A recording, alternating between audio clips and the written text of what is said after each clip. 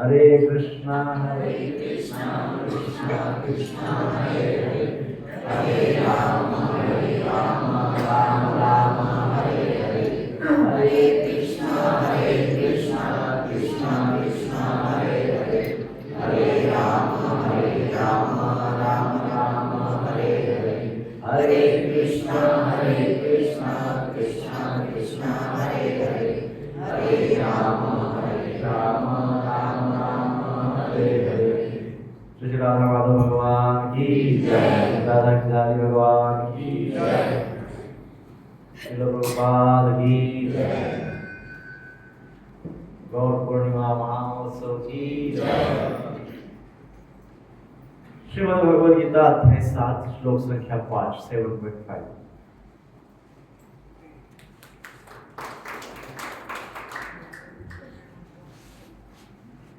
अपरेयमितस्त्वन्याम् प्रकृतिं विद्धि मे पराम्, जीवभूतां महाबाहो जीवभूतां महाबाहो, ययेदं धार्यते जगत्, ययेदं धार्यते जगत्,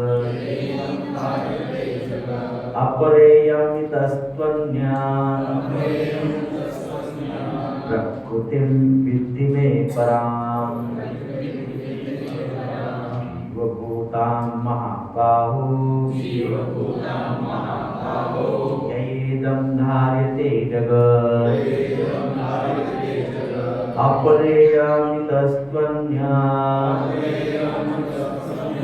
प्रकृतिं विद्धि मे पराम्, जीवभूतां महाबाहो ययेदं धार्यते जगत्। भगवान उद्धार श्रील प्रभुपाद जी के द्वारा श्रील प्रभुपाद की जय। हे महाबाहो अर्जुन, इनके अतिरिक्त मेरी एक अन्य पराशक्ति है जो उन जीवों से युक्त है जो इस भौतिक और परा प्रकृति के साधनों का विदोहन करते हैं। तात्पर्य श्रील प्रभुपाद जी के द्वारा श्रील प्रभुपाद की जय। इस श्लोक में स्पष्ट किया गया है कि जीव परमेश्वर की परा प्रकृति शक्ति है और पराशक्ति तो पृथ्वी जल अग्नि वायु आकाश मन बुद्धि तथा अहंकार जैसे भिन्न तत्वों के रूप में प्रकट होती है। भौतिक प्रकृति के ये दोनों रूप स्थूल पृथ्वी आदि तथा सूक्ष्म मन आदि अपराशक्ति के ही प्रतिफल है। जीव जो अपने विभिन्न कार्यों के लिए अपराशक्तियों का विदोहन करता रहता है स्वयं परमेश्वर की पराशक्ति है और यह वही शक्ति है जिसके कारण सारा संसार कार्यशील है। इस दृश्य जगत में कार्य करने की तब तक शक्ति नहीं आती जब तक कि पराशक्ति अर्थात जीव द्वारा यह गतिशील नहीं बनाया जाता। शक्ति का नियंत्रण सदैव शक्तिमान करता है, अतः जीव सदैव श्री भगवान द्वारा नियंत्रित होते हैं। जीवों का अपना कोई स्वतंत्र अस्तित्व नहीं है, वे कभी भी सम शक्तिमान नहीं जैसा कि बुद्धिहीन मनुष्य सोचते हैं। श्रीमद् भागवतम 10.87.30 में जीव तथा श्री भगवान के अंतर को इस प्रकार बताया गया है। अपरिमिता स्तन्भृतो यदि सर्वगतः तर्हि न शास्यते नियमो ध्रुवने सरथः अजनी च यन्मयं तद्विन् अमृच्छं नियत्रुं भवेत् सममजुदानतां यदमतं पदतुस्ततयः। हे परम शाश्वत, यदि सारे देहधारी जीव आप ही की तरह शाश्वत एवं सर्वव्यापी होते हैं तो वे आपके नियंत्रण में न होते, किंतु यदि जीवों को आपकी सूक्ष्म शक्ति के रूप में मान लिया जाए तब तो वे सभी आपके परम नियंत्रण में आ जाते हैं। अतः वास्तविक मुक्ति तो आपकी शरण में जाना है और इस शरणागति से वे सुखी होंगे। उस स्वरूप में ही वे नियंता बन सकते हैं। अतः अल्पज्ञ पुरुष जो अद्वैतवाद के पक्षधर है और इस सिद्धांत का प्रचार करते हैं कि श्री भगवान और जीव सभी प्रकार से एक दूसरे के समान हैं, वास्तव में वे प्रदूषित मत द्वारा निर्देशित होते हैं। परमेश्वर श्री कृष्ण ही एकमात्र नियंता है और सारे जीव उन्हीं के द्वारा नियंत्रित हैं। सारे जीव उनकी पराशक्ति है क्योंकि उनके गुण परमेश्वर के समान हैं, किंतु वे शक्ति की मात्रा के विषय में कभी भी समान नहीं है। स्थूल तथा सूक्ष्म अपराशक्ति का उपभोग करते हुए पराशक्ति को अपने वास्तविक मन तथा बुद्धि की विस्मृति हो जाती है।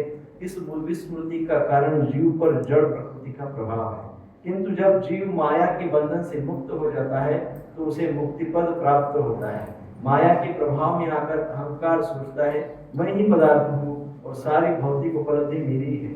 जब वह सारे भौतिक विचारों से, जिनमें श्री भगवान के साथ तादात्म्य भी सम्मिलित है, मुक्त हो जाता है तो उसे वास्तविक स्थिति प्राप्त होती है। अतः यह निष्कर्ष निकाला जा सकता है कि गीता जीव को श्री कृष्ण की अनेक शक्तियों में से एक मानती है, और जब यह शक्ति भौतिक कर्म से मुक्त हो जाती है तो यह पूर्णतया कृष्ण भावना भावित या बंधन मुक्त हो जाती है। ओम अज्ञानतिमिरान्धस्य ज्ञानाञ्जनशलाकया चक्षुर्मिलितं येन तस्मै श्रीगुरुवे नमः। श्रीचैतन्यमनोभीष्टं स्थापितं येन भूतले स्वयं रूप तदामह्यं ददाति स्वपदान्तिकं। वन्देऽहं श्रीगुरो श्रीपदापकमलं श्रीगुरोन् वैष्णवांश्च श्रीरूपं साग्रजातं साद्वैतं सावधूतं वैजनासहितं कृष्णचैतन्यदेवं श्रीराधा कृष्णपादां शरणागतां हे कृष्ण करुणा सिन्धु दीनबन्धु जगत्पते गोपेश गोपिकाकान्त राधाकान्त नमोस्तुते। तप्तकाञ्चन गौराङ्गी श्रीराधे वृन्दावनेश्वरी वृषभानुसुते देवी प्रणमामि हरिप्रिये। वाञ्छाकल्पतरुभ्यश्च कृपासिन्धुभ्येव च पतितानां पावनेभ्यो वैष्णवेभ्यो नमो नमः। जय श्री कृष्ण चैतन्य प्रभु नित्यानंद श्री अद्वैत गदाधर श्रीवासादि गौर भक्तवृंद। हरे कृष्णा कृष्णा कृष्णा हरे हरे, हरे राम राम राम हरे हरे। हरे कृष्णा कृष्णा कृष्णा हरे हरे, हरे राम राम राम हरे हरे। हरे कृष्णा कृष्णा कृष्णा हरे हरे, हरे राम राम हरे हरे। श्रील प्रभुपाद की जय।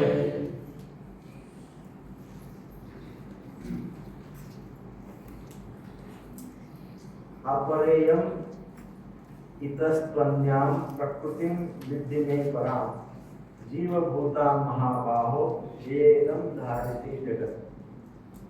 बहुत महत्वपूर्ण श्लोक है। श्लोक संख्या 4, श्लोक संख्या 5, श्लोक संख्या 6 और श्लोक संख्या 7 ये सारे एक दूसरे से कनेक्टेड है। तो ये जब 4 श्लोक पूरे हो जाएंगे तो चारों श्लोकों के ऊपर फिर हम एक पूरा सेशन लेंगे जिसमें चारों श्लोकों का सार रूप में हम चर्चा करने का प्रयास करेंगे।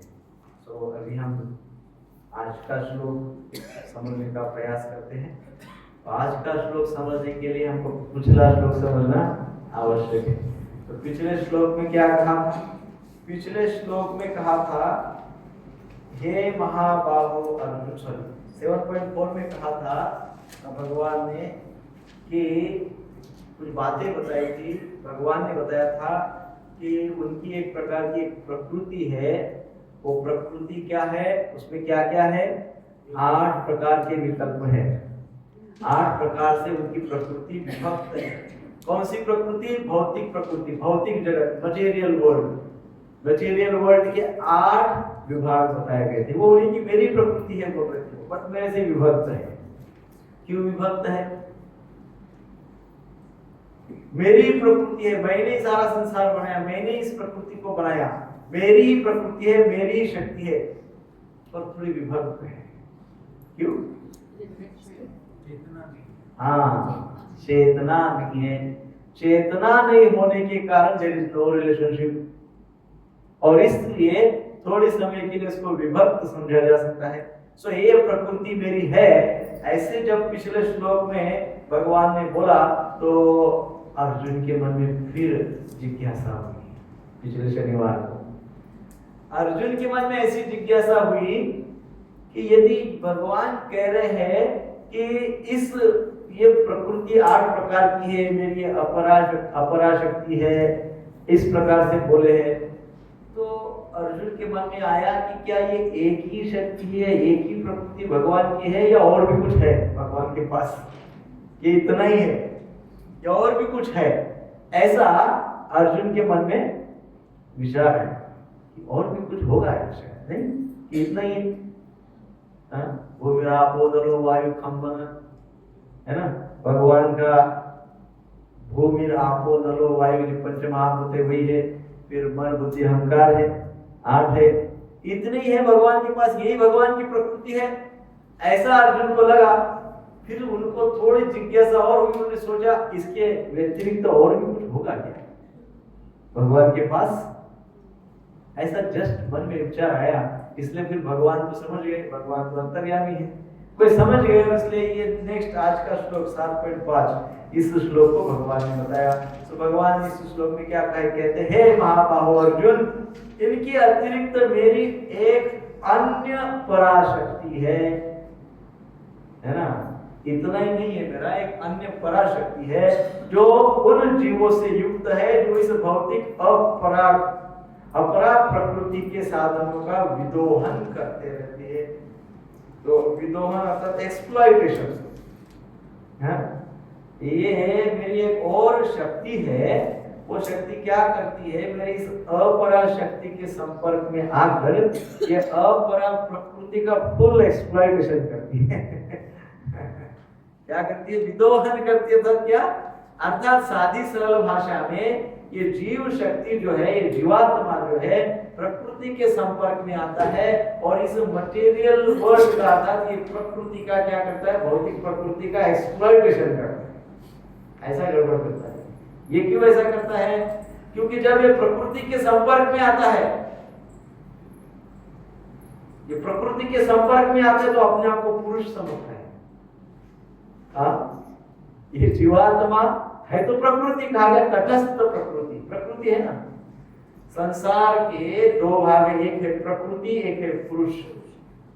प्रकृति और पुरुष, पुरुष भगवान को बोला गया है, पुरुष कौन है? भगवान है, और ये प्रकृति है, सारा क्रिएशन में प्रकृति है। अब ये तटस्थ, ये भी प्रकृति है, जीवात्मा ये भी प्रकृति है, परंतु जब ये भौतिक प्रकृति के संपर्क में आ जाती है तटस्थ प्रकृति, तो अपने आप को पुरुष समझती है कि नहीं? अपने आप को क्या समझता है व्यक्ति? कंट्रोलर समझता है ना, समझता है कि नहीं? नियंता समझता है। जब नियंता समझता है तो फिर क्या करता है? वो सारे संसाधनों का, संपूर्ण भौतिक जगत का एक्सप्लॉइट करने का विचार करता है, विदोहन करता है। इस प्रकार से इस श्लोक में बात कही गई है। अपरायम पहला जो शब्द आया है, अपरायम अर्थात ये अपरा है। आज जिस शक्ति की बात कर रहे हैं भगवान, तटस्थ शक्ति, उसकी बात कर रहे हैं। भगवान कह रहे हैं कि अपरायम, ये अपरा है अर्थात ऐसी वस्तु जो परा अर्थात श्रेष्ठ नहीं है। सो अपरा है अर्थात श्रेष्ठ नहीं है, परा है अर्थात श्रेष्ठ है ना। हम कहते हैं ना परम जगत, परम शब्द परा से आता है, तो परा अर्थात श्रेष्ठ, परम अर्थात अति श्रेष्ठ जगत। सो यहाँ पे क्या कहा गया है? यह अपरा है अर्थात ऐसी वस्तु जो परा अर्थात श्रेष्ठ नहीं है, अर्थात अपरा प्रकृति श्रेष्ठ नहीं, ऐसा भगवान बोलना चाहते हैं। हे महाबाहो अर्जुन, इनके अतिरिक्त मेरी एक अन्य पराशक्ति है जो इन जीवों से युक्त है, जो इस भौतिक अपरा प्रकृति के साधनों का एक्सप्लॉइटेशन करती। अपरा, तो अपरा इस शब्द का हम चर्चा करें, अपरायम अर्थात मेरी ही प्रकृति है, जो अपरा है वो मेरी ही प्रकृति है, और इस अपरा का ये एक्सप्लॉइटेशन करता है। तो अपरा क्या है? यह अपरा अर्थात ऐसी वस्तु जो परा नहीं है, अर्थात ऐसी वस्तु जो श्रेष्ठ नहीं है, ऐसी वस्तु जो बेस्ट नहीं है।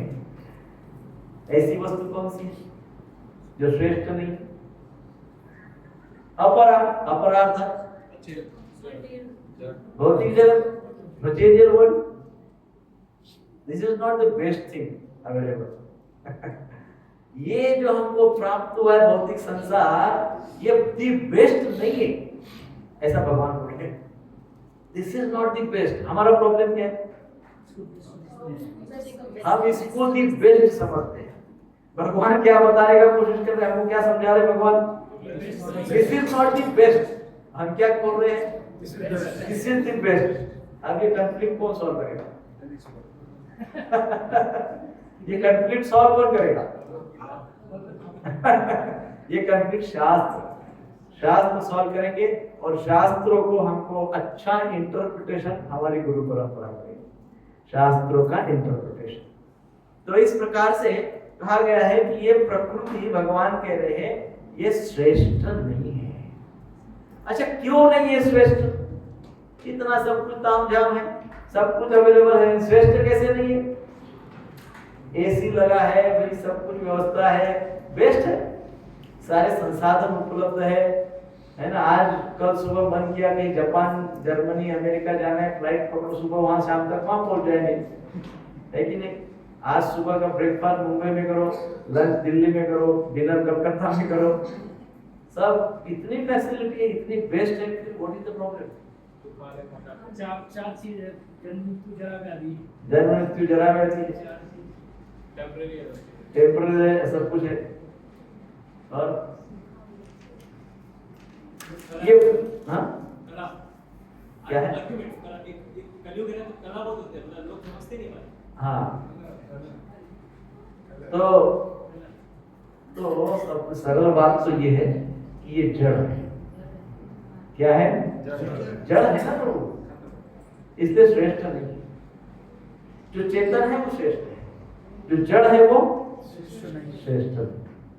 सो ये प्रकृति जड़ है, इसलिए ये प्रकृति को हम श्रेष्ठ नहीं मानते हैं। भगवान, इस हमारे आचार्यगण, हमारे शास्त्र इसको श्रेष्ठ नहीं मानते, अपराध है। अब समस्या ये है कि मॉडर्न साइंस में हमको केवल इसी अपरा शक्ति का ही अध्ययन किया जाता है, सिखाया जाता है कि नहीं? हम अभी तक जो भी कुछ सीखे मॉडर्न साइंस में, एजुकेशन सिस्टम में हमारा, हम कौन से किस विषय में सीखे हैं? अपरा प्रकृति के विषय में सीखे हैं, और वो तो जड़ है, वो तो श्रेष्ठ नहीं है। तो उससे भी जो श्रेष्ठ है उसके विषय में हम क्या क्या सीखे हैं? हम कुछ नहीं सीखे। तो इसलिए ये एक प्रकार से मॉडर्न एज का दुर्भाग्य है कि हम केवल और केवल अपराशक्ति के ही विषय में समझने का प्रयास करते हैं, उसी में हमको आकर्षण होता है, अपराशक्ति में। पराशक्ति के विषय में हम चर्चा करने के लिए उत्सुक नहीं होते हैं। सो इसलिए ये एक प्रकार से हमारे लिए दुर्भाग्य है। सो साइंटिस्ट इस प्रकार से मॉडर्न एजुकेशन सिस्टम में हमको समझाते हैं कि ये जो प्रकृति है ये किसी प्रकार के मशीन की तरह है। मशीन होती है ना, सब मशीन अपने आप ही करती है, जो ऑटोमेटिक सब मशीन होती है, तो क्या करती है, सब अपना काम फटाफट करते रहती है। कंप्यूटर है, बहुत सारी है जो फटाफट उनको करते रहते हैं। तो साइंटिस्ट क्या सोचते हैं, ये प्रकृति भी कैसे है, अपने आप अपना कार्य करती है। अपने आप सूर्य उदय होता है, अपने आप सूर्यास्त होता है, अपने आप बारिश होती है, अपने आप गर्मी पड़ती है, अपने आप ठंडी होती है, सब कैसे होता है? अपने आप। ऐसे साइंटिस्ट बोलते हैं। संसार में कोई भी चीज अपने आप होती है क्या? श्रील प्रभुपाद जी कहते हैं ऑटोमेटिक मशीन को भी चलाने वाला कोई तो दिमाग होता है, उसके पीछे दिमाग तो होता है ना, कुछ किसी का ना किसी का होता है ना। कितना भी ऑटोमेटिक हो मशीन, कितनी भी ऑटोमेटिक 100% ऑटोमेटिक मशीन है, फिर भी उसको बनाने के लिए, उसको चलाने के लिए चलाने वाला, बनाने वाला कोई तो दिमाग है? कोई तो है। ऐसे ही ये संसार की इतनी बड़ी मशीन बनी हुई है, तो इसका भी कोई बनाने वाला है और कोई चलाने वाला है। बनाने वाला भी है, चलाने वाला भी है। सो इसलिए भगवद गीता के 9वें अध्याय के 10वें श्लोक में कहा है, मया अध्यक्षेण प्रकृति सूयते सचराचर हेतुनानेन कौन्तेय जगत परिवर्तते।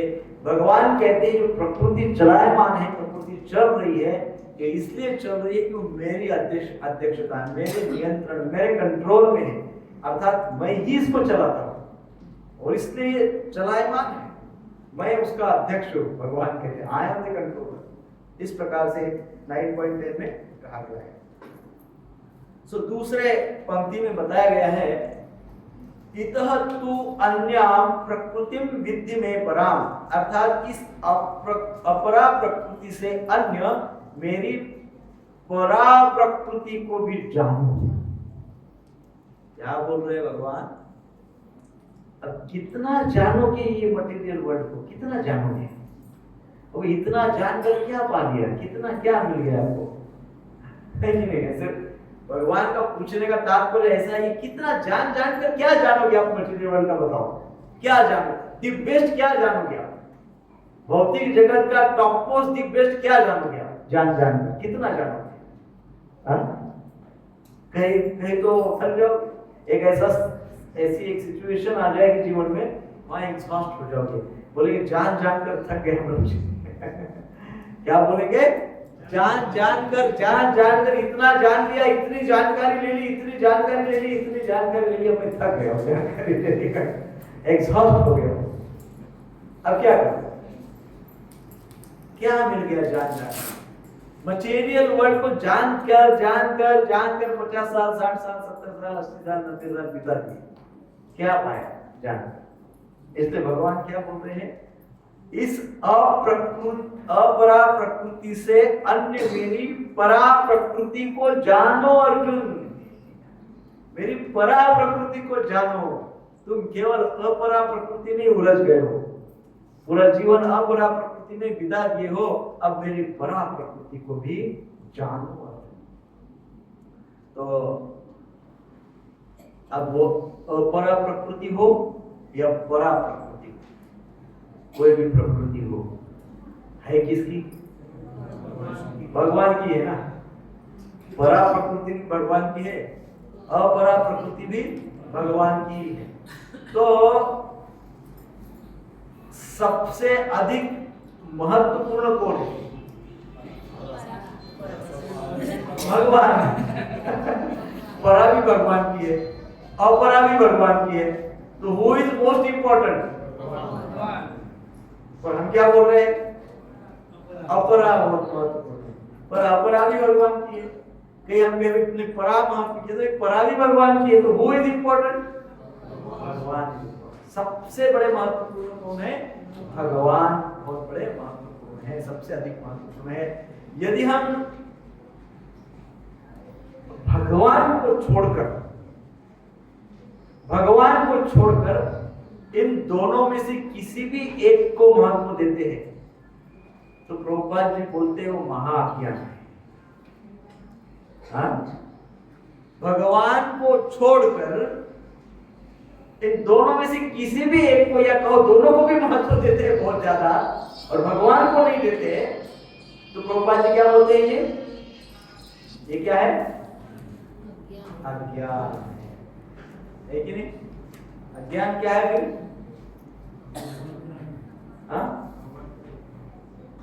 भगवान को महत्व किसको देना अज्ञान है? परा और अपरा शक्ति को, मटेरियल वर्ल्ड को इंपॉर्टेंस देना बहुत ज्यादा, वो भी क्या है? अज्ञान है। और भगवान को महत्व न देकर केवल भगवान के धाम को ही महत्व देना, वो भी एक प्रकार से, या भगवान की शक्तियों को महत्व देना और भगवान को महत्व नहीं देना, वो भी क्या है? अज्ञान। तो इसलिए ये समझना बहुत महत्वपूर्ण है, इस श्लोक को समझना। भौतिक प्रकृति तो जड़ है। भौतिक प्रकृति के साथ कौन सी प्रकृति? भौतिक प्रकृति के साथ कौन सी प्रकृति? अपरा प्रकृति, जड़ प्रकृति है ना। अर्थात कौन सी प्रकृति? जड़ प्रकृति, अपरा प्रकृति। अब वो तो जड़ ही है, नाम से ही जड़ है, नाम से ही वो जड़ है। अब वो नाम से ही जड़ है तो उसको स्वतंत्र रहने की कोई इच्छा नहीं होती है, उसको इच्छा ही नहीं होती है, क्योंकि वो क्या है? उसको कोई डिजायर है क्या? अब इसका कोई डिजायर है माइक का? कोई डिजायर नहीं, जड़ है ना। सीलिंग का कोई डिजायर है? जड़ है। ये सारे संपूर्ण भौतिक सृष्टि का कोई डिजायर है? क्यों नहीं है? जड़ है, उसकी कोई डिजायर नहीं है। विशेषकर स्वतंत्र, फ्रीडम, स्वतंत्र रहने की कोई उसकी इच्छा नहीं है। मटेरियल वर्ल्ड की, मटेरियल एनर्जी की, अपरा प्रकृति की ऐसी कोई इच्छा नहीं होती है, क्योंकि वो क्या है? वो जड़ प्रकृति है, उनकी स्वतंत्र रहने की कोई इच्छा नहीं होती है। थोड़ा ध्यान से सुनिए, मैं इसको एकदम आसान से आसान शब्दों में बोलने का प्रयास कर रहा हूँ, सो आप थोड़ा सा फोकस करेंगे तो समझ में आएगा। थोड़ा इसको नेक्स्ट लेवल का बात करेंगे तो फिर नेक्स्ट क्लास में कोई नहीं आएगा। तो इसलिए एक एक शब्द को समझने का प्रयास करिए। तो जड़ प्रकृति है, जड़ प्रकृति अपरा है, वो श्रेष्ठ नहीं है क्योंकि जड़ है, चेतन नहीं है, जड़ है, इसलिए श्रेष्ठ नहीं है।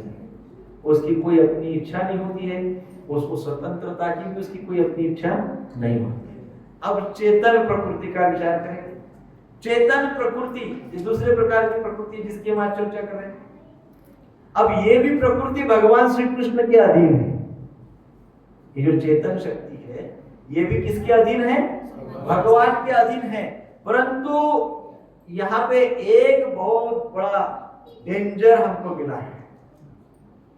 कौन सा डेंजर हमको मिला है?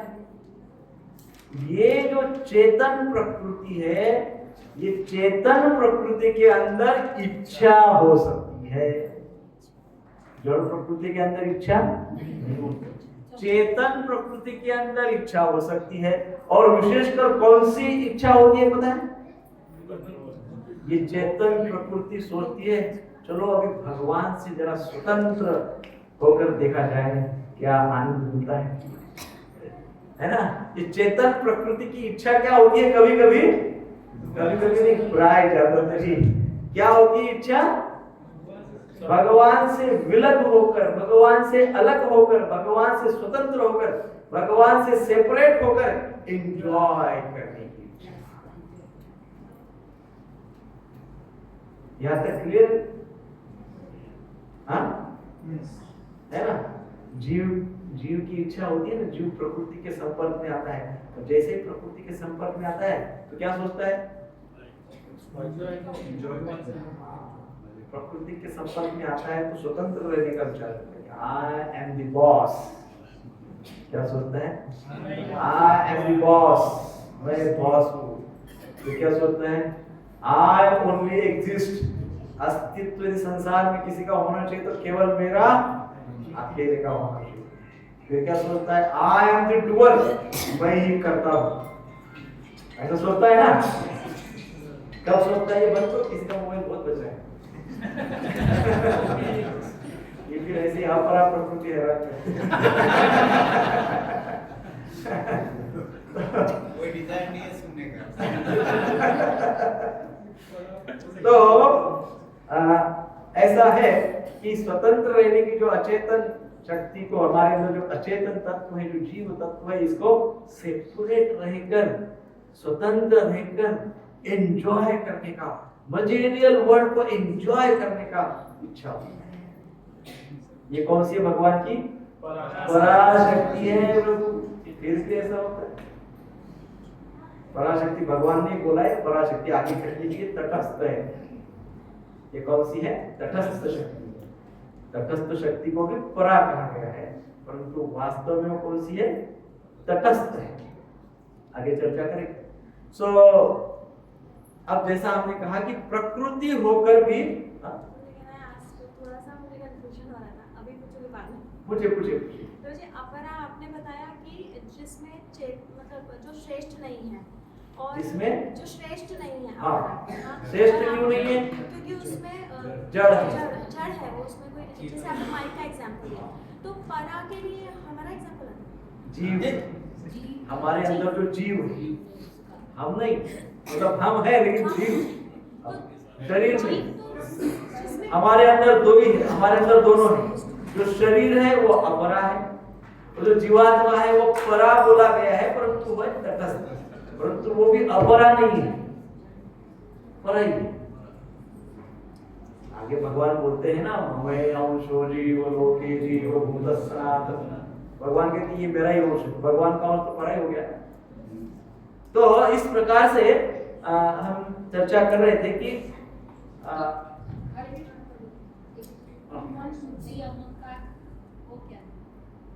वो सूक्ष्म शक्ति है, वो भी परा नहीं है। परा गुणों के प्रभाव में आ जाती है, सिर्फ जीवात्मा। भगवान ने आत्मा के विषय में बोला मेरा अंश है, बाकी किसी के अंश में बोला मेरा अंश है। भगवान ने नहीं बोला आपका मन मेरा अंश है, नहीं बोला। भगवान ने नहीं बोला आपका अहंकार मेरा अंश है, नहीं बोला। भगवान ने क्या बोला? जो जीव है वो मेरा अंश है। तो ओनली जीवात्मा ही पराशक्ति। सो कहाँ थे हम लोग?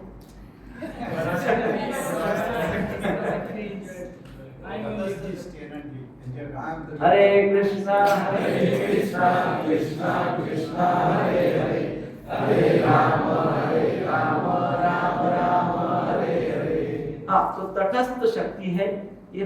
जीवात्मा क्या है? तटस्थ शक्ति है, अब पराशक्ति है।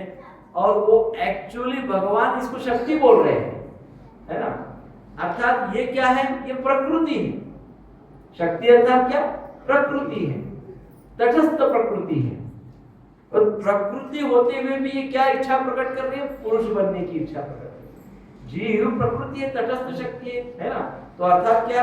ये प्रकृति है। प्रकृति और पुरुष दो है ना? प्रकृति अर्थात शक्ति, पुरुष अर्थात शक्तिमान। और नया व्याख्या बताता हूँ। प्रकृति अर्थात शक्ति, पुरुष अर्थात शक्तिमान। सो अब यहाँ पे क्या कहा गया है? जीवात्मा को भी शक्ति बोला गया है, क्योंकि तटस्थ शक्ति, तो ये भी शक्ति है। तटस्थ क्या है?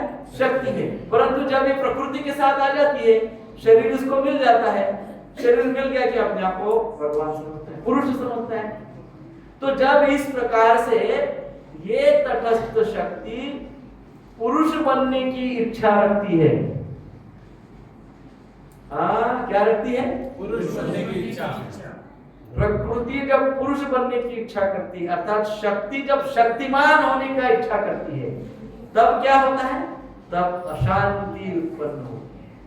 क्या होती है? अशांति। और जब अशांति उत्पन्न होती है तो व्यक्ति पराभूत हो जाता है। क्या हो जाता है? पराभूत हो जाता है। अब यहाँ तक जो हुआ वो आप मुझे समझेंगे। क्या हुआ बताइए। भगवान की दो विशेष शक्तियां हैं, एक परा और एक अपरा। तो अपरा में पृथ्वी, जल, अग्नि, वायु, आकाश, मन, बुद्धि, अहंकार है। और परा में जीव है। जीव में भी भगवान ने आत्मा को बोला है कि वो भी तटस्थ शक्ति है। और वो तटस्थ शक्ति क्या, जैसे वो उसमें आ जाती है अपरा में, तो वो सोचने लगती है कि मैं भोक्ता हूँ, और वो भगवान के बारे में नहीं सोचकर अपने बारे में सोचता है। यहाँ तक समझ में आगे और कोई ऐड करना चाहता है? कभी-कभी मन करता है भगवान से दूर होकर एंजॉयमेंट करो। हाँ, तो गले में महारानी की कृपा है कि बच गए। प्रकृति के झांसे में आ जाते हो। और प्रकृति मतलब बताया आपने जो भोग्य है, और जब फिर दूसरा बना पुरुष, जो भोग करने वाले से शक्तिमान से शक्ति और शक्तिमान, भगवान है वो एक नहीं है। सब प्रकृति है। तो जब वो भोग है, हम सब प्रकृति है और पुरुष एक ही है, वो है भगवान। प्रकृति में कौन कौन आते हैं? भौतिक प्रकृति, तटस्थ प्रकृति, ये सब प्रकृति नहीं आते। और अहंकार से पैरेलल आइडेंटिटी मिलती है और हम अभिन्न समझने लगते हैं। हाँ, हम हमारा एक्चुअली मिस आइडेंटिफिकेशन होता है।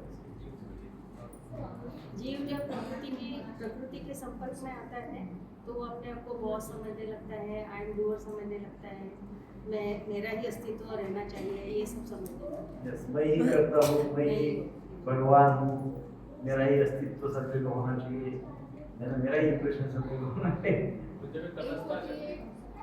एक होती है अपरा शक्ति जो अचेतन होती है, जड़ होती है, और एक होती है पराशक्ति जो चेतन होती है।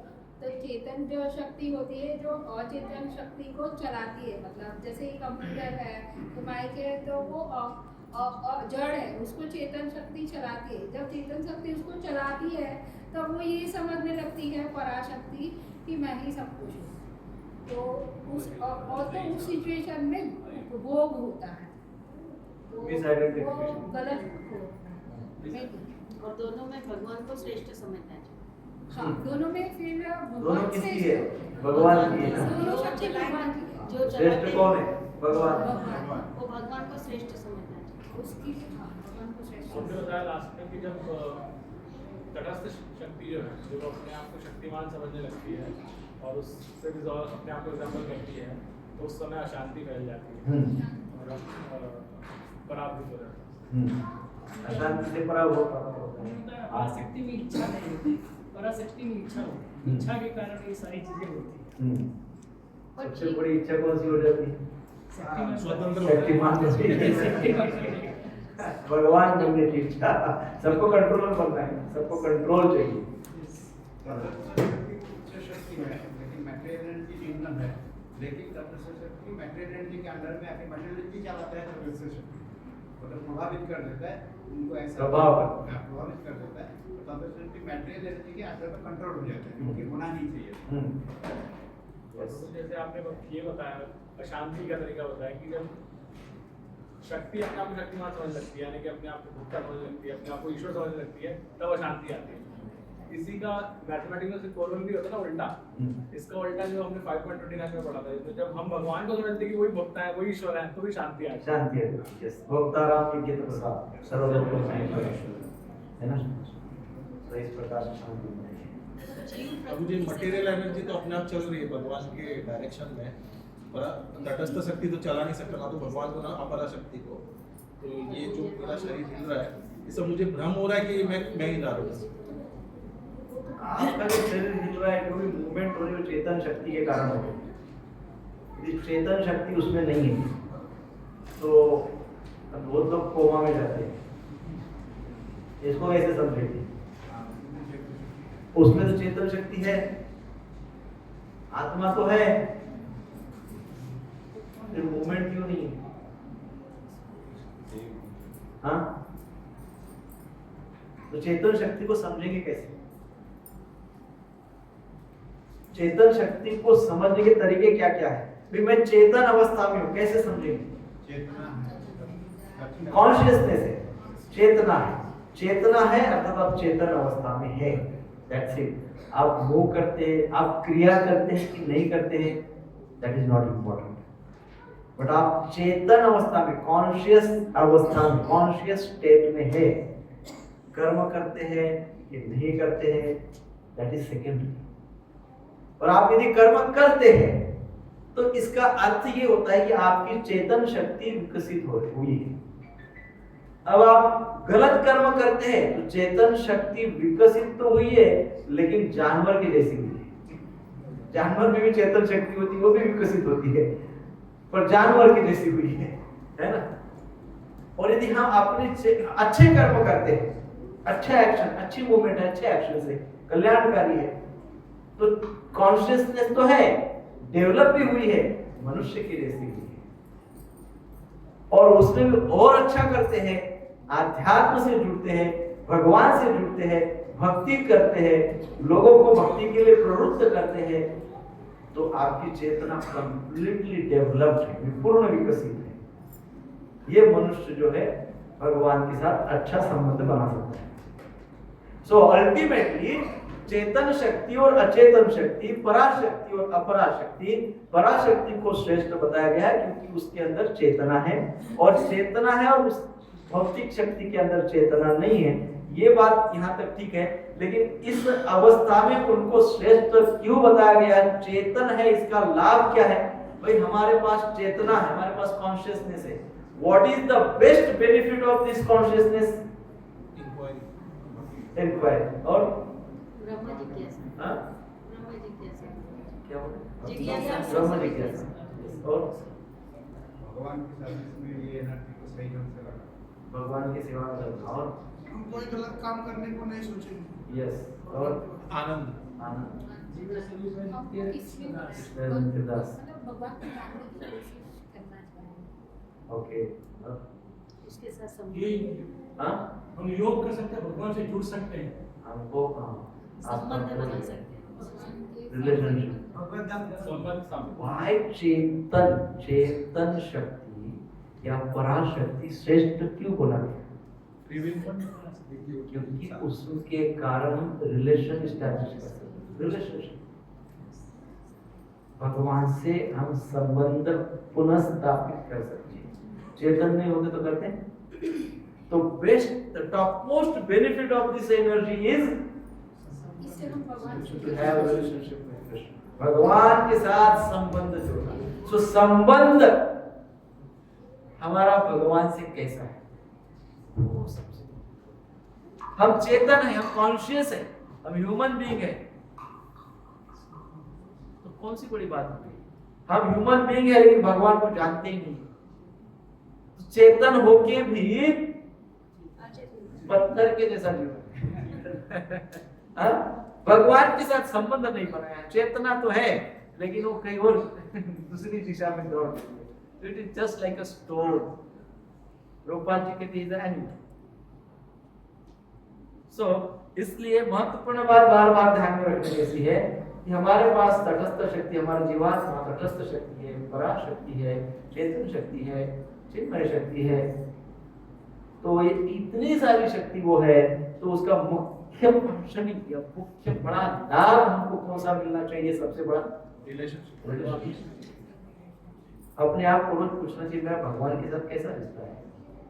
हम पूछते हैं भाई अमुक अमुक के साथ कैसा, प्राइम मिनिस्टर के साथ का कैसा रिलेशन है, पूछते हैं चीफ मिनिस्टर के साथ, अपने मेयर के साथ, अमुक के साथ अमुक के कैसा रिलेशन है। कभी कोई पूछता है भाई भगवान के साथ आपका कैसा रिलेशन है? पूछना चाहिए ना, क्योंकि वही तो सबसे बड़ा इम्पोर्टेंट है, वही तो सबसे बड़ा महत्वपूर्ण हमारा रिलेशन है सारे रिलेशन से। सो हमने देखा कि किस प्रकार से अशांति और पराभव हमको प्राप्त होता है। प्रकृति का सुख इसी में है कि वह स्वतंत्र रूप से सुखी होने की चेष्टा न करे और भगवान की प्रसन्नता के लिए कार्य करें। प्रकृति का, हमारे तटस्थ शक्ति का, जीवात्मा का लाभ उसी में है, सुख उसी में है कि वो यहाँ वहां न भटके, इधर उधर अपनी चेतना को न दौड़ाए। कभी जानवरों की जैसा चेतना करते हैं, कभी पेड़ पौधे के जैसी चेतना रखते हैं, कभी कैसी चेतना रखते हैं। ऐसी चेतना न रख के भगवान की प्रसन्नता के लिए कार्यरत रहे, उस प्रकार की चेतना रहे। उसी में हमारा सुख है, उसी में हमारे जीवन का सार्थक है। सो यदि हम इस प्रकार से करते हैं तो इसी में हमको सुख मिल सकता है। सबको सुख चाहिए ना, सबको सुख चाहिए ना, तो पहले भगवान को सुखी करो। हम सबको सुख चाहिए तो पहले भगवान को सुखी करो। कैसे सुखी करेंगे भगवान को? हरे कृष्णा कृष्णा कृष्णा हरे हरे, हरे राम राम राम हरे हरे। भगवान के नाम का उच्चारण नित्य करते रहे और भगवान की सेवा में लगे रहे। ऐसा जब हम करते हैं तो क्या होता है? आपको सुख प्राप्त होता है ना। सो उदाहरण के तौर पे देखा जाए तो जिस प्रकार से लता वेली होती है, लता क्या इंग्लिश में कहते हैं? क्रीपर। क्रीपर, लता जिस प्रकार से बढ़ने के लिए वृक्ष का सहारा लेती है, अपने आप नहीं बढ़ती है ना, बढ़ती है नहीं बढ़ती, वृक्ष का सहारा लेकर वो ऊपर ऊपर ऊपर के मार्ग में बढ़ती है। वैसे ही हमको है तो हम प्रकृति, भौतिक प्रकृति में है, तटस्थ है, तटस्थ शक्ति हमारे पास विद्यमान है, परंतु हमको ये जो तटस्थ शक्ति है, ये जो प्रकृति हमको प्राप्त हुई है, ये एक प्रकार की लता बेली है। अब इसको ऊपर की दिशा में बढ़ना है आगे, तो भगवान श्री कृष्ण के रूप में जो वृक्ष हमारे लिए उपलब्ध है, उस वृक्ष का आधार लेना पड़ेगा। भगवान रूपी वृक्ष का आधार लेकर हमारे भौतिक जीवन रूपी लता को हम बढ़ा सकते हैं, हम सार्थक कर सकते हैं, है ना, हम उसको समृद्ध बना सकते हैं। अदरवाइज समृद्धि नहीं प्राप्त होगी, सार्थकता नहीं होगी। सो इस प्रकार से हम भौतिक जीवन में कुछ भी करें, कहीं भी जाए, कुछ भी करें, कितने भी प्रकार का प्रयास करें और कितना भी बड़ा यश प्राप्त करें, परंतु है तो हम लता बेली है, बिना सपोर्ट के तो ऊपर नहीं जाएंगे। तो बिना सपोर्ट के साथ वृक्ष के बिना ऊपर नहीं बढ़ सकते। और वो वृक्ष कौन है? भगवान साक्षात। सो भगवान के साथ संबंध दूर करना, भगवान की सेवा करना, है ना, उससे ही हमारे जीवन में समृद्धि आ सकती है। इसमें एक शब्द आया है आगे, जीव भूताम महाबाहो, अर्थात अर्जुन को महाबाहो कहा कृष्ण। कृष्ण क्या कह रहे हैं? हे महाबाहो अर्जुन, वह परा प्रकृति जीवों के रूप में है। वो जो परा प्रकृति है, वो परा प्रकृति किस रूप में है? जीव के रूप में उपलब्ध है, हमारे अंदर है। जीव के रूप में वो परा प्रकृति इस प्रकृति में, भौतिक प्रकृति में आ गई। वो जीव के रूप में वो परा प्रकृति अपरा प्रकृति में आ गई, अर्थात जीवात्मा शरीर में आ गया, है ना। सो जीव भूताम अर्थात जीव भूतों में, अर्थात पंच महाभूत में, अर्थात शरीर में आ गया। अर्थात क्या हो गया? परा प्रकृति अपरा प्रकृति के साथ साथ में आ गई। प्रभुपाद जी इसको समझाते हैं तात्पर्य में अच्छे से। प्रभुपाद जी कहते कि भले ही वो परा प्रकृति है, साक्षात भगवान का अंश है, साक्षात भगवान है, पर अंश रूप में है ना, अणु है। हम कैसे हैं? अणु है, और भगवान विभू है। हम सागर का एक बूंद है और भगवान सागर है।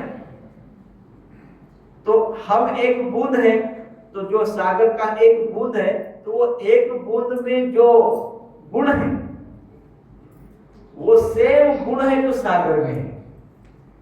सागर का पानी पी के देखो, समुद्र का खारा लगेगा, और जो एक बूंद हम है, वो एक बूंद में का थोड़ा सा पानी चख के देखो, वो भी कैसा लगेगा? अर्थात मूल तो एक ही है, मूल तत्व तो एक ही है, परंतु जो भव्यता दिव्यता है उसमें अंतर है। वो विभू है, वो सर्व कारण कारण, हर अणु है, हर अणु। तो इस प्रकार से तो बात समझाते हैं कि अणु और विभू, तो अणु है तो अणु ही समझना चाहिए, विभू नहीं समझना चाहिए अपने आप को, है ना। अर्थात जीव जब भौतिक प्रकृति से मुक्त हो जाता है, जीव जब ये भौतिक कल्मशों से मुक्त हो जाता है, वो समझ जाता है कि पराशक्ति कौन सी है और अपराशक्ति कौन सी है।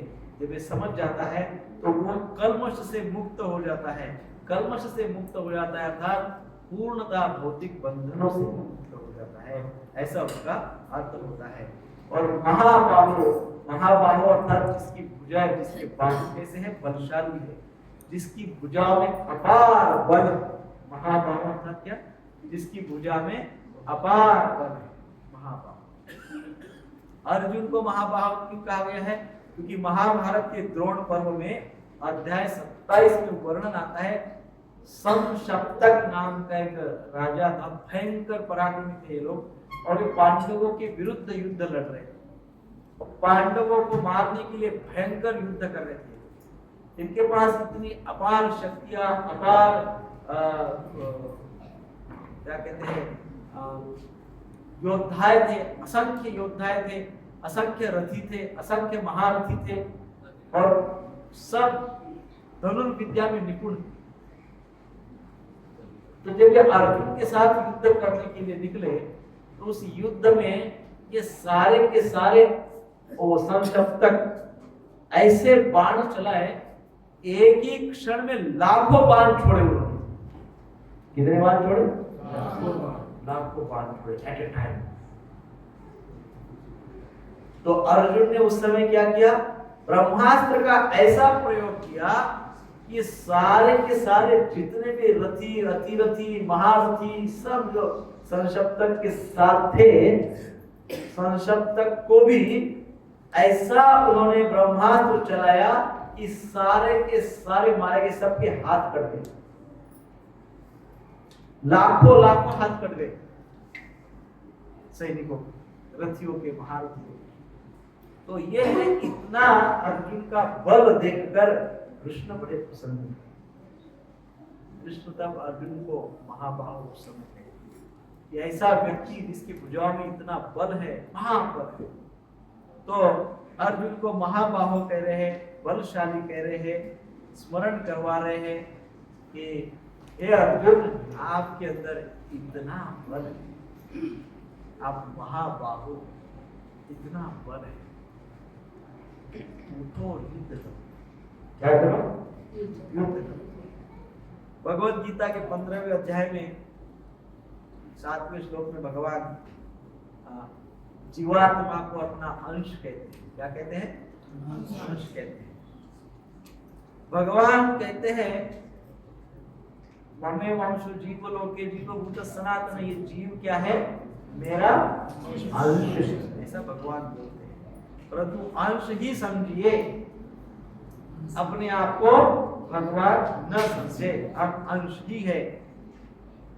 जीवात्मा को क्योंकि वो भगवान का अंश है तो आंशिक रूप में कुछ हद तक एक स्वतंत्रता मिलेगी।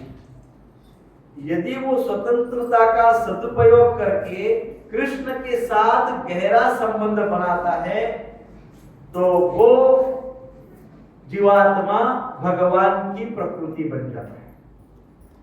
वही जीवात्मा अपने फ्रीडम का, अपने स्वतंत्रता का जब दुरुपयोग करता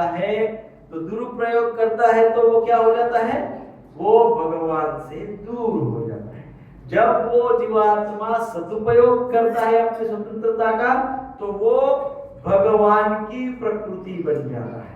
अब जो जीवात्मा अपने जीवात्मा का चेतन अवस्था का सदुपयोग नहीं करता है वो क्या करता है? भगवान से दूर हो जाता है। और ऐसे जीवात्मा को कहा गया दुर्भागी, दूर भागते रहता है भगवान से, दुर्भागी।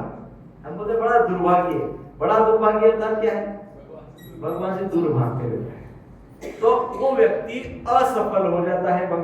भगवान से जो दूर भागता है वो क्या हो जाता है? अपने जीवन में असफल हो जाता है, फेल हो जाता है। सो जीवात्मा क्या है? तटस्थ प्रकृति है। जीवात्मा क्या है? तटस्थ प्रकृति है। सो तटस्थ प्रकृति है तो ये तटस्थ प्रकृति का स्वरूप क्या है? तो चैतन्य चरितामृत की मध्य लीला में 20वें अध्याय में श्री चैतन्य महाप्रभु जीव के संबंध में सनातन गोस्वामी पाद को बताते हैं। कहते हैं, क्या कहते हैं? सबको पता है, जीवेर स्वरूप है नित्यदास। जीव का स्वरूप क्या है? कृष्ण का नित्यदास है। जीव भगवान श्री कृष्ण की तटस्थ शक्ति है। इसका अर्थ क्या है? तट। तटस्थ का अर्थ क्या है? तट में स्थापित है। तटस्थ अर्थात तट में स्थापित है। तट में स्थापित है अर्थात क्या? आध्यात्मिक जगत और भौतिक जगत दोनों के बीच में है। कहां पे है? आध्यात्मिक जगत और भौतिक जगत दोनों के बीच में जीवात्मा तटस्थ शक्ति। यदि जीव प्रकृति के रूप में श्री भगवान की सेवा करने का संकल्प करता है तो वो जीव फिर कौन से जगत में रहता है? आध्यात्म। और यदि जीव अपने आप को पुरुष मानता है, पुरुष के रूप में अर्थात अपने आप को पुरुष मानता है, अर्थात अपने आप को एक अहंकार अपने पास रखता है, अपने आप का मिस आइडेंटिफिकेशन करता है, जीवेर स्वरूप है कृष्ण नित्य दास नहीं बोलता है, वो तो जीवेर स्वरूप है कृष्ण नित्य भगवान का बॉस बनने का कोशिश करता है, क्योंकि वो क्या करता है? कंट्रोलर बनने का कोशिश करता है। तो कंट्रोलर तो कृष्ण है, तो वो भी कंट्रोलर बनने का कोशिश करता है, तो किसका बॉस बनने का कोशिश करता है? कृष्ण का। सो जो व्यक्ति, जो जीव पुरुष बनने का, भगवान बनने का प्रयास करते हुए उस प्रकार से भगवान के साथ संबंध रखता है, कैसे संबंध रखता है? भगवान से इंडिपेंडेंट रहने का संबंध रखता है। उसको क्या चाहिए? वो उसको चाहिए कि वो भगवान से स्वतंत्र रहे, भगवान का कंट्रोल नहीं चाहिए उसको। वो सुबह उठेगा, 16 माला जप करेगा, 4 नियमों का पालन करेगा, मुझे I want to be free, freedom, भगवान से स्वतंत्र रहने का प्रयास करता है कि नहीं? तो जो भगवान से इस प्रकार से स्वतंत्र रहने का प्रयास करता है वो भौतिक जगत में रहता है और कष्ट भोगते रहता है। वही जीवात्मा, एक ही जीवात्मा तट पे बैठा है, इसलिए तटस्थ शक्ति बोला है ना, तट पे बैठा है। तट पे बैठते बैठते कभी कभी वो क्या सोचता है? कभी कभी वो संकल्प करता है कि मैं भगवान की सेवा करूंगा, 16 माला जप करता है, 25 माला जप करता है, फेस्टिवल में सेवा करता है, वो साधु सेवा करता है, नाम रुचि रखता है, जीव दया दिखाता है, ऐसा करता है। जब वो ऐसा करता है तो उस समय वो आध्यात्मिक जगत में रहता है। जब तट पे खड़ा है तो फिर वो आध्यात्मिक जगत में चला जाता है। कभी क्या करता है? कभी वो सोचता है कि मुझे फ्रीडम चाहिए, मैं I am the boss, I am the doer, I only exist. जब वो ऐसा सोचता है तो वो कहाँ जाता है? वो भौतिक जगत की में प्रविष्ट हो जाता है, भौतिक जगत की चेतना में रहता है और फिर कष्ट भोगता है। तो ये क्या जीवात्मा है? कहाँ पे? तट पे। कभी इधर जाता है, कभी इधर जाता है, कभी इधर जाता है, कभी इधर जाता है, तटस्थ है ना? स्थिर भक्ति नहीं है, स्थिर भक्ति चाहिए, अपेक्षा स्थिर भक्ति की है, परंतु होता क्या है? पेंडुलम बन जाता है, इधर उधर, इधर इधर, है ना? तो इस प्रकार से zigzag डिवोशन, zigzag डिवोशन, स्थिर डिवोशन नहीं है, स्टेबल डिवोशन नहीं, zigzag डिवोशन, और कष्ट भोगते रहता है। पुनः एक बार हम तटस्थ शब्द का चर्चा करेंगे। तटस्थ प्रकृति का अर्थ है, एक एग्जाम्पल के रूप में देखेंगे, यदि कोई व्यक्ति नदी के तट पे बैठा है, कहाँ बैठा है? नदी के तट पे बैठा है, स्थित है, और उसके साथ जब वो वहां पे बैठा है तो उसके साथ दो संभावनाएं बनी है, दो संभावनाएं बनी है। या तो वो जहां तट पे बैठा है वो तट से उठकर वो गांव में चला जाए, नदी को छोड़ के कहां चला जाए? गांव में चला जाए, भूमि की ओर चला जाए और अपने आप को सुरक्षित रखे। भाई नदी में तो बड़े बड़े मगरमच्छ हो, पता नहीं क्या क्या होगा ना, ऐसा सब कुछ होगा। तट, अभी तो तट पे बैठा है, फ्लड भी आ सकता है, मगरमच्छ भी उसमें से आ सकता है, कुछ भी हो सकता है। नदी का इतना बड़ा भयंकर बहाव है कि उसको बहा के भी ले जा सकता है, वो अपने आप को भी बहा सकता है ना? तो जो तट पे बैठा है, दो संभावनाएं उसकी। पहली संभावना है वो भूमि की ओर जा सकता है, भूमि की ओर जाकर अपने आप को सुरक्षित कर सकता है। और दूसरी संभावना क्या है? बह के चला जा सकता है, या अपने आप को बहा सकता है, या कोई भी धोखा उसके साथ होकर वो बहाव में खींचा जा सकता है। तो अब जो भूमि है वो भूमि अर्थात आध्यात्मिक जगत, और वो जो नदी है, नदी अर्थात भौतिक जगत है ना। हम बहते चले जाते हैं, भौतिक जगत में बहते ही चले जाते हैं, बहते जाते हैं, बहते, कोई पता ही नहीं कहाँ जा रहे, क्यों जा रहे, क्यों आए हैं, कहाँ जाना है, क्या प्रयोजन है, क्या प्लानिंग है, कुछ पता ही नहीं है, बहते ही जा रहे हैं। Who am I? मैं कौन हूँ, मैं कहाँ से आया हूँ, मैं क्यों आया हूँ, मुझे कहाँ जाना है, कुछ भी पता नहीं। फिर हम क्या हो रहे हैं, बहते जा रहे हैं ना, बहते ही जा रहे हैं। सो बहाव, flow, that is material flow, नदी का बहाव। कितना सुंदर शब्द दिया है, देखो जीवात्मा को, तटस्थ, तट पे बैठा है, भूमि पे भी जा सकता है, नदी में डूब सकता है। भूमि पे जाना अर्थात आध्यात्मिक जगत में जाना, आध्यात्मिक जगत में जा सकता है, कृष्ण कॉन्शियसनेस को प्राप्त कर सकता है, अपने जीवन को आनंदमय सुख में बना सकता है। श्रील प्रभुपाद जी क्या कहते हैं? श्रील प्रभुपाद जी कहते हैं महात्मा का पहला लक्षण है कि वह आध्यात्मिक प्रकृति में स्थित होता है। This is what प्रभुपाद से, प्रभुपाद जी क्या बोलते हैं? महात्मा का क्या लक्षण होता है? महात्मा का लक्षण ये होता है कि वो आध्यात्मिकता में स्थित हो जाता है, स्टेबल हो जाता है, धर छोड़ नहीं, स्थित हो जाता है, योग्य चेतना रखता है, राइट कॉन्शियसनेस, प्योर कॉन्शियसनेस रखता है। सो आगे कहा गया है यया इदं धारिते जगत, अर्थात इस जीव रूपी परा प्रकृति द्वारा इस जगत का विदोहन हो रहा है। ये परा प्रकृति अपरा प्रकृति में आ गई और सारे संपूर्ण जगत को एक्सप्लॉइट कर रही है, विदोहन कर रही है। क्योंकि होती है तटस्थ शक्ति होते हुए भी पुरुष बनने की इच्छा होने के कारण अब परा प्रकृति को भोगने की चेष्टा करता है, क्योंकि भोगने का स्वभाव तो कृष्ण का है। किसका? कृष्ण का स्वभाव, कृष्ण है भोक्ताराम यज्ञ तपसा सर्वलोक महेश्वरम, भगवान ही भोक्ता है, भगवान ही भोक्ता है। परंतु जब तटस्थ शक्ति प्रकृति के संपर्क में आती है और प्रकृति के संपर्क में आकर अपने आप को भगवान समझती है, और भगवान समझती है इसलिए सारे प्रकृति को भोगने की चेष्टा करती है।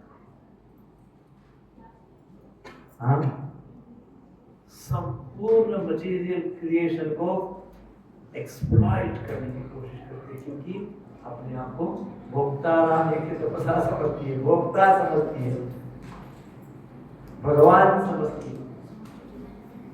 सो भगवान श्री कृष्ण अर्जुन से कह रहे हैं जीव अपनी स्वतंत्रता का दुरुपयोग करके इस भौतिक प्रकृति को भोगने का प्रयत्न कर रहा है, इसलिए हे अर्जुन तुम इस बात को समझो, जो जीव है भौतिक प्रकृति को भोगने का प्रयास कर रहा है, इसलिए हे अर्जुन तुम क्या करो, तुम मेरी आज्ञा का पालन करो, युद्ध करो। क्या करो? युद्ध। और युद्ध नहीं करोगे तो क्या क्या हो जाएगा? तुम्हारा जो जीव है तुम, हे अर्जुन तुम स्वयं, तुम्हारे शरीर में जो जीवात्मा है वो जीवात्मा क्या कर रहा है? फिर भौतिक प्रकृति को भोगने का प्रयास करेगा, और फिर उस भौतिक प्रकृति को भोगने के प्रयास से तो कष्ट ही आएगी। तो इसलिए हे अर्जुन तुम क्या करो? मेरी आज्ञा का पालन करो, और मेरी आज्ञा का पालन करो, युद्ध करो। इस प्रकार से कृष्ण समझा रहे हैं। और हमको क्या बोल रहे? हमको बोल रहे देखो पूरा जीवन भर उधेड़-बुन में लगे रहोगे तो दुख पाओगे, कष्ट पाओगे, भौतिक प्रकृति में फंस जाओगे। इसलिए हे जीवो, कृष्ण कहते हैं हे जीवो, इसलिए तुम मेरी आज्ञा का पालन करो, कर्म करो, परंतु कैसे? कृष्ण कॉन्शियस कर्म, कृष्ण भावना भावित होकर करना, भगवान के उपदेशों के अनुसार करना। तो अब हम समझेंगे कैसे करना क्या है। आप बोलेंगे तो कंफ्यूज कर दिया, करेंगे क्या? अब यहाँ से निकलेंगे दरवाजे के बाहर जाएंगे, करेंगे क्या? भौतिकता में जाएंगे कि आध्यात्मिकता में जाएंगे? हाँ, भौतिकता में जाएंगे कि आध्यात्मिकता में जाएंगे? सब डरे डरे उत्तर दे रहे। सोच सोच कर भाई भौतिकता छूट जाएगी तो कैसे होगा? दोनों भी जरूरी है। तो दोनों कैसे जरूरी है? थोड़ा थोड़ा कैसे जरूरी है? घर भी चलाना है। हाँ, घर भी हमें तो चलाते हैं।